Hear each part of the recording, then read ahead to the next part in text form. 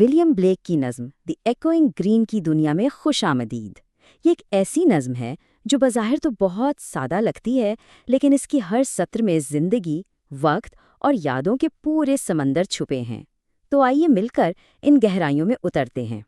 نظم کا آغاز ہی دیکھیے کتنا روشن اور پر امید ہے۔ The sun does arise and make happy the skies، یعنی سورج طلوع ہوتا ہے اور آسمانوں کو خوشی سے بھر دیتا ہے۔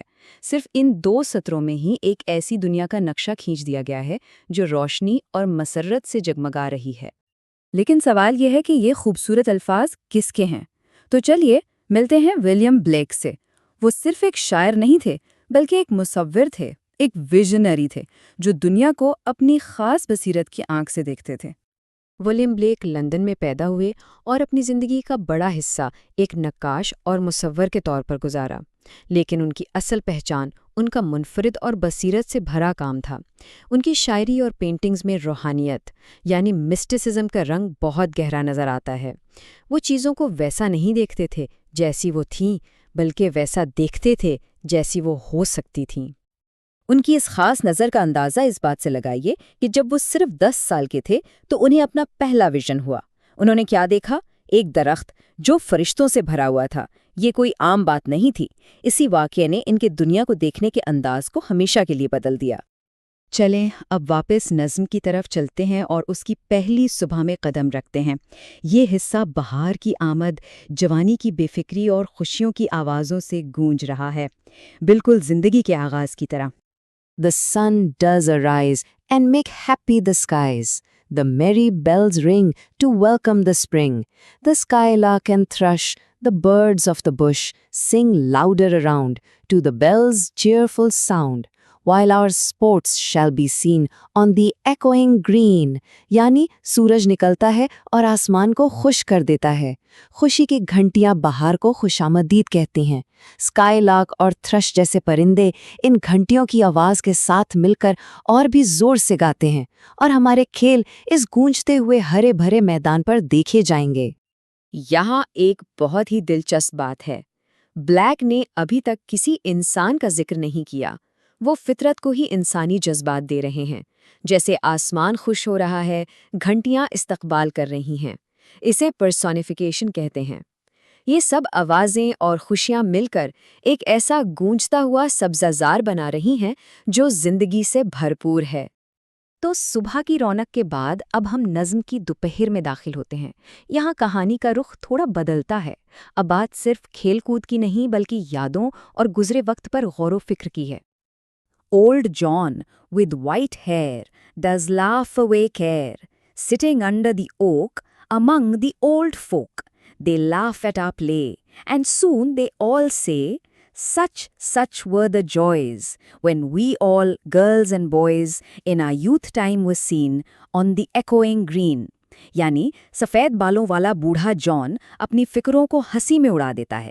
وہ شابلوت کے درخت کے نیچے دوسرے بوڑھے لوگوں کے ساتھ بیٹھا ہے۔ وہ سب بچوں کے کھیل کو دیکھ کر ہنستے ہیں اور پھر کہتے ہیں، ہاں ایسی ہی خوشیاں تھیں جب ہم بھی لڑکے لڑکیاں تھے اور اپنی جوانی میں اسی گونجتے ہوئے سبزہ زار پر کھیلتے تھے۔ یہاں ہماری ملاقات اولڈ جان سے ہوتی ہے۔ یہ ایک ایسا کردار ہے جو زندگی کے ایک الگ مرحلے کی نمائندگی کرتا ہے۔ وہ شابلوت کے درخت کے نیچے بیٹھ کر بچوں کو کھیلتے دیکھ رہا ہے اور اپنی جوانی کو یاد کر رہا ہے۔ وہ اب کھیل کا حصہ نہیں بلکہ ایک دیکھنے والا، ایک آبزرور بن چکا ہے۔ اور یہ شاہ بلوت کا درخت، یہ صرف ایک درخت نہیں ہے، یہ حکمت، مضبوطی اور ثابت قدمی کی ایک گہری علامت ہے۔ یہ ایک پل کی طرح ہے جو نسلوں کو جوڑتا ہے، ایک ایسا گواہ جس نے نہ جانے کتنے بچپن اور بڑھاپے دیکھے ہیں۔ اور اب نظم کا ماحول بدل رہا ہے۔ دن ڈھل رہا ہے، خوشی کی گونج آہستہ آہستہ خاموشی میں بدل رہی ہے۔ اب ہم شام کی طرف بڑھ رہے ہیں اور سبزہ زار گونجنے کے بجائے تاریک ہوتا جا رہا ہے۔ Till the little ones weary, no more can be merry, the sun does descend, and our sports have an end. Round the laps of their mothers, many sisters and brothers, like birds in their nest, are ready for rest, and sport no more seen on the darkening green. یعنی جب تک چھوٹے بچے تھک نہ جائیں اور ان کی خوشی ماند نہ پڑ جائے، سورج غروب ہو جاتا ہے اور ہمارے کھیل ختم ہو جاتے ہیں۔ بہت سے بہن بھائی اپنی ماؤں کی گود میں ایسے ہیں جیسے پرندے اپنے گھونسلے میں، آرام کے لیے تیار، اور اب اس تاریک ہوتے سبزہ زار پہ کوئی کھیل نظر نہیں آتا۔ جس طرح ہر دن کا ایک طلوع اور ایک غروب ہوتا ہے، بالکل اسی طرح زندگی کا سفر بھی ہے۔ یہ ڈوبتا ہوا سورج صرف دن کے خاتمے کی نہیں، بلکہ زندگی کے سفر کے اختتام کی بھی ایک خاموش اور گہری علامت ہے۔ ذرا ان جملوں پر غور کریں۔ سورج غروب ہوتا ہے، ہمارے کھیل ختم ہو گئے ہیں، اور بچے گھونسلے میں پرندوں کی طرح آرام کے لیے تیار ہیں۔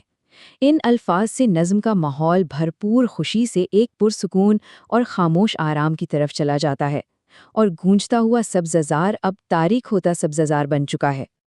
تو آخر اس سب کا مطلب کیا ہے؟ اس صبح سے شام تک کے سفر کے ذریعے ولیم بلیک ہمیں کیا سمجھانا چاہتے ہیں؟ اس نظم کی روح، اس کا دل ایک بہت ہی سادہ لیکن گہرے خیال میں بسا ہے، اور وہ ہے زندگی کا چکر، یعنی a cycle of life. Black ہمیں یاد دلا رہے ہیں کہ انسانی زندگی بھی فطرت کی طرح ایک دائرے میں چلتی ہے۔ آج جو بچے کھیل رہے ہیں، کل وہی بوڑھے ہو کر اسی جگہ بیٹھیں گے، اور ایک نئی نسل کو وہی کھیل کھیلتے ہوئے دیکھیں گے۔ تو ایک طرف ہے گونجتا ہوا سبزہ زار، جو جوانی، معصومیت اور شور کی علامت ہے، اور دوسری طرف ہے تاریک ہوتا سبزہ زار، جو بڑھاپے، تجربے اور آرام کی نمائندگی کرتا ہے۔ یہ صرف ایک دن کا سفر نہیں، یہ پیدائش سے لے کر زندگی کے اختتام تک کا پورا سفر ہے۔ آخر میں یہ نظم وقت سے بالاتر ایک گونج کی طرح ہے۔ یہ بچپن کی انمول خوشیوں اور عمر کے بڑھنے کے ناگزیر عمل پر ایک بہت گہری سوچ ہے۔ Childhood is a short season, یعنی بچپن ایک مختصر سا موسم ہے۔ کتنی سچی بات ہے نا؟ یہ چھوٹی سی بات نظم کے پیغام کو اور بھی گہرا کر دیتی ہے کہ زندگی کا ہر لمحہ کتنا قیمتی ہے۔ For in every adult there dwells the child that was, and in every child there lies the adult that will be۔